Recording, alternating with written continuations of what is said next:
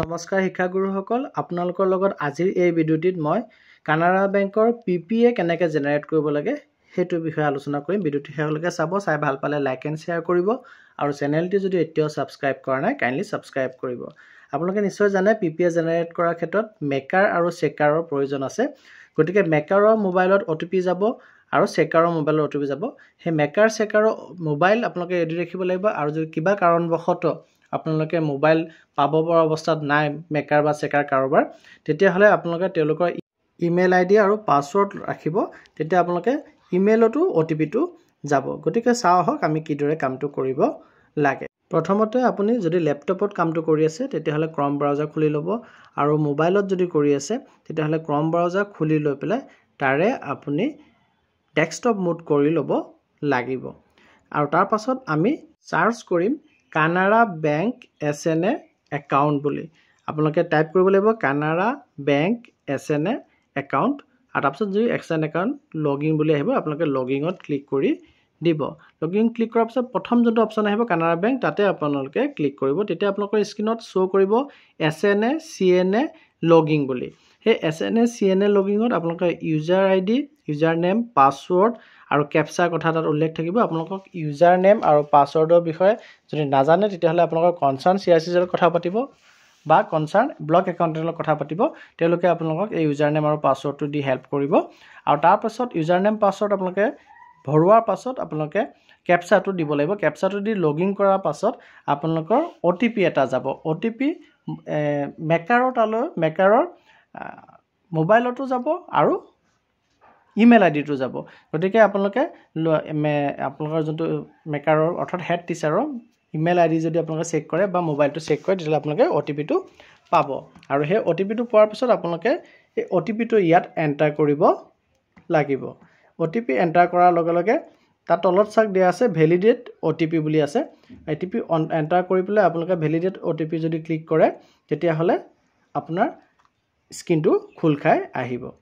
আপোনালোকে OTPটো আহোঁতে কিছু সময় লয়, তাকে অকণ অপেক্ষা কৰিব। কৰি লৈ পেলাই OTPটো ভৰাব। ভৰাই লৈ পেলাই OTPটো টাইপ কৰাৰ পাছত আপোনালোকে ভেলিডেট OTP বুলি ক্লিক কৰিব লাগিব। মই এতিয়া OTPটো আহিছে মোৰ, OTPটো মই ভৰাই আছোঁ।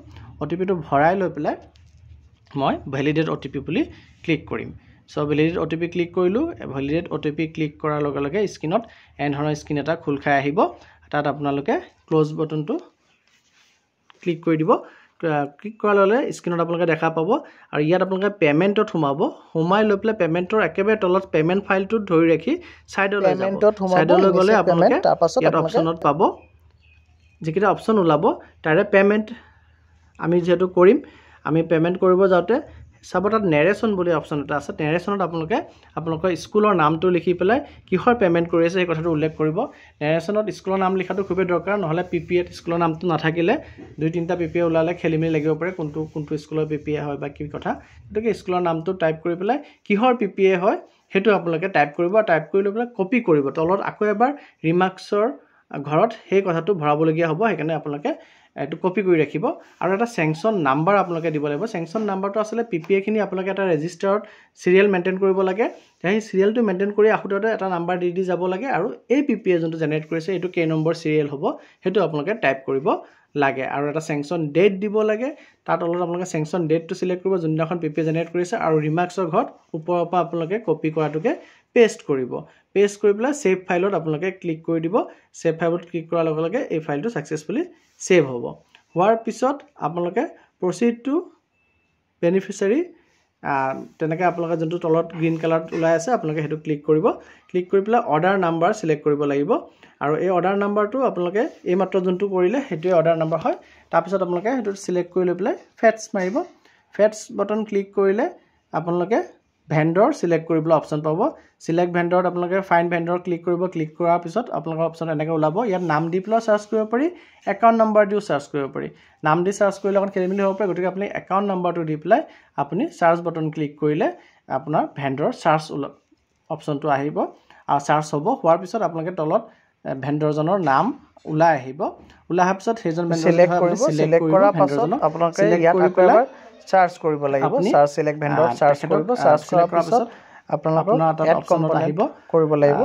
ফাইন কম্পোনেণ্টটো প্ৰথমতে আপুনি কম্পোনেণ্টটো ফাইন ফিল্টাৰ কম্পোনেণ্ট বুলি তাৰপিছত আপুনি কোনটো কম্পোনেণ্টৰ পইচা আহিছে সেইটো আপোনাক নাম্বাৰ এটা থাকে নাম্বাৰটো একাউণ্টেণ্টে আপোনাক দি থ'ব আপুনি সেই নাম্বাৰটো সিলেক্ট কৰি টাইপ কৰি ল'ব টাইপ কৰি লোৱাৰ পাছত আপুনি টাইপ নাম্বাৰটো 1.6 পইণ্ট তেনেকৈ ধৰণৰ এটা কম্পোনেণ্ট কোনটো কম্পোনেণ্টত পইচা ৰিচিভ কৰিছে এইটো তেনেকৈ ওলাই তাৰপিছত আপুনি তলৰ অপশ্যনকেইটা ওলাই যাব নাম্বাৰটো দিলে তাৰে আপুনি সেইটো সিলেক্ট কৰি লৈ পেলাই প্ৰচিড বটন ক্লিক কৰিব আৰু প্ৰচিড বটন ক্লিক কৰাৰ পাছত আপোনাৰ তাত ওলাই আহিব আপোনাৰ কিমান টকা লিমিট এভেইলেবল আছে কিমান টকা আপোনাৰ হাতত আছে এইটো আপোনাৰ তাত ওলাই আহিব আপুনি সিমান টকা বা তাৰ ভিতৰত যিমান টকা ইউজ কৰিব পাৰে সেই টকাটো টাইপ কৰি পেলাই এড কম্পোনেণ্টত ক্লিক কৰিব লাগিব এড কম্পোনেণ্টত ক্লিক কৰাৰ পাছত আপুনি এড ভেণ্ডৰত যদি ক্লিক কৰি দিয়ে তেতিয়াহ'লে আপোনাৰ ভেণ্ডৰ ৰেকৰ্ড এড হৈ যাব সো সেইটো এড হোৱাৰ পাছত আপুনি তললৈ আহিব আহি পেলাই আপোনাৰ যোনটো ডিজিটেল সিগনেচাৰৰ অপশ্যনটো আছে সিলেক্ট কৰিব ইনিচিয়েট পেমেণ্ট ফাইলত ক্লিক কৰিব সিলেক্ট কৰি লৈ পেলাই তেতিয়া আপোনাৰ পেমেণ্টটো ইনিচিয়েট কৰা হৈছে আৰু তেতিয়া আপোনাৰ স্ক্ৰীনত দেখুৱাব যে পেমেণ্ট সাকসেসফুলি ইনিচিয়েট কৰা হৈ গ'ল তেতিয়া আপোনাৰ মেকাৰৰ কামখিনি সম্পূৰ্ণ হ'ল আপুনি লগ আউট কৰিব লগ আউট কৰি এগেইন লগইন কৰিব লাগিব আৰু এইবাৰ আপুনি লগইন কৰিব লাগিব চেকাৰৰ ইউজাৰ আইডি ইউজাৰ নেম আৰু পাছৱৰ্ড দি পেলাই সো এইবাৰ আপুনি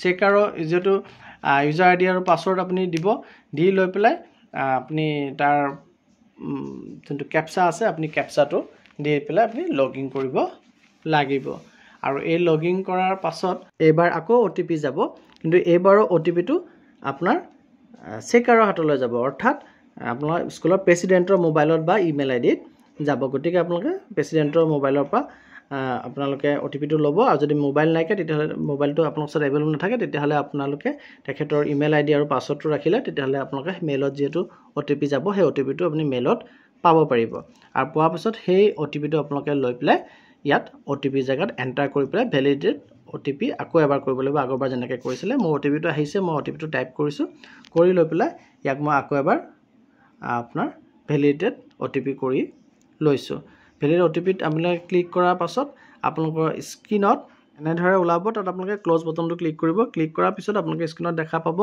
এবাৰ আপোনালোকে ইয়াৰ ভিতৰত এপ্ৰুভত যাব লাগিব যেটো আপোনালোকে এপ্ৰুভ কৰিব গৈ আছে এপ্ৰুভ বটন ক্লিক কৰাৰ পিছত তললৈ আকৌ পেমেন্টলৈ আহিব আহাৰ পিছত টানি পেলাই যদি আনে দেখা পাব এপ্ৰুভ পেমেন্ট বুলি আপোনালোকে অপচনটো পাব তাত আপোনালোকে অৰ্ডাৰ নম্বৰটো সিলেক্ট কৰিব যোনটো এইমাত্ৰ আপোনালোকে অৰ্ডাৰটো ক্ৰিয়েট কৰিছিলে সিলেক্ট কৰি পেলাই ফেটছ বটন ক্লিক কৰিব তেতিয়া আপোনালোকে এইমাত্ৰ ক্ৰিয়েট কৰা অৰ্ডাৰটো দেখা পাব হেহত তলত গ্ৰীন চাব এপ্ৰুভ এণ্ড জেনাৰেট ওটিসি আৰু বুলি ওলাব আপোনালোকে তাত ক্লিক কৰিব ক্লিক কৰাৰ লগে লগে আপোনালোকৰ যোনটো স্ক্ৰীনত দেখা পাই আছে এটো হৈছে পিপিএ আৰু তাত আপোনালোকে প্ৰিন্টত ক্লিক কৰি পেলাই আপোনালোকে প্ৰিন্ট দিব পাৰে বা পিডিএফ ফাইল হিচাপে সেভ কৰি ল'ব পাৰে গতিকে এইদৰে আমি কানাড়া বেংকৰ যি চেকাৰ মেকাৰৰ পিপিএ জেনাৰেট কৰিব লাগে সেই কামখিনি আমি কৰিব পাৰো ইয়াতে মই এটা কথা আপোনালোকক জনাই থব বিচাৰো যে আপোনালোকৰ বহুকেজনে মোক অনুৰোধ কৰাৰ কাৰণে মই এই ভিডিওটি বনাইছো এই ক্ষেত্ৰত মই সিমান বেছি অভিজ্ঞ নহয় গতিকে মই মোৰ যিখিনি লকে জ্ঞান আছে সেই জ্ঞানৰ সৈতে এই ভিডিওটি বনাইছো আপোনালোকে যদি ইয়াত কিবা ভুল ভ্ৰান্তি পায় তেতিয়া হলে কাইন্ডলি কমেন্ট সেকশনত জনাব যাতে বাকি শিক্ষকসকলৰ ভুল নহয় আৰু যদি কিবা সন্দেহ উপজে বা ডাউট আছে তেতিয়া হলে আপোনালোকে আপোনালোকৰ কনসাৰ্ন যি একাউন্টেন্ট আছে ব্লক একাউন্টেন্ট তেওঁলোকৰ লগত আলোচনা কৰি সেইমতে পেমেন্টৰ কামখিনি কৰিব আৰু আপোনালোকক নিশ্চয় ব্লক লেভেলত প্ৰশিক্ষণৰ ব্যৱস্থা ইতিমধ্যে কৰা হৈছে আপোনালোকে প্ৰশিক্ষণ পাইছে এই ক্ষেত্ৰত সহায় হ'ব কাৰণেহে মই ভিডিওটি বনাইছো আপোনালোকে সেই প্ৰশিক্ষণত আপোনালোকক যিদৰে জনাইছে ব্লক একাউন্টেন্ট সকলে আপোনালোকে সেইদৰে আগবাঢ়ি পেলাই আপোনালোকৰ সম্পূৰ্ণ প্ৰচেছৰ কামখিনি কৰিব আৰু যি 2022-23 বৰ্ষৰ ধন আছে সেই ধনখিনি খৰচ কৰিবলৈ সক্ষম হ'ব বুলি আশা কৰিলো ধন্যবাদ